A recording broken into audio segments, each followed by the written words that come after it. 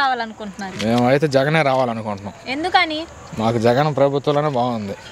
మరి వీడికైతే ఎవరు కావాలో అడుగు.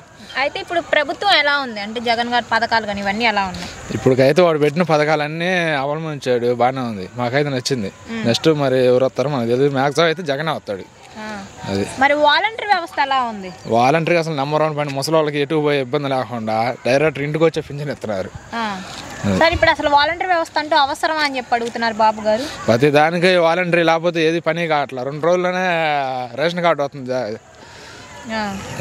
ఇప్పుడు విద్యా వైద్యం ఎలా ఉన్నాయి? విద్యా వైద్యం అంటే పర్లేదమ్మా, మేమైతే చదువుకోలేదుగా. వాళ్ళు చదివిస్తున్నా కూడా మేము చదువుకోవాలి, పనులు చేసుకుంటున్నాం. చదువుకున్న వాళ్ళ వరకు అయితే పర్లేదు, బాగానే ఉందంట.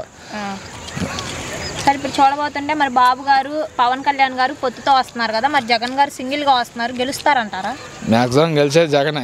మొన్నట్రాక మేము కూడా టీడీపీ ఫ్యాన్స్, ఇప్పుడైతే జగన్ ఫ్యాన్స్కి వచ్చాం. ఎందుకని? జగన్ అంటే అన్ని బాగా చేస్తున్నాడు కాబట్టి ఇంకా జగనే అంటున్నాం. అది అన్ని బాగా పరిపాలిస్తున్నారు. బాగానే పరిపాలిస్తున్నాడు. అంటే అభివృద్ధి అంటూ ఏం జరగలేదని చెప్పి అంటున్నారు. మాకైతే జరిగింది, మరి మిగతా గురించి అది మాకు తెలియదు అమ్మా. అది మంచిగా అయితే ఇప్పుడు నువ్వు నడిచే రోడ్డు కూడా జగన్ వేయించింది.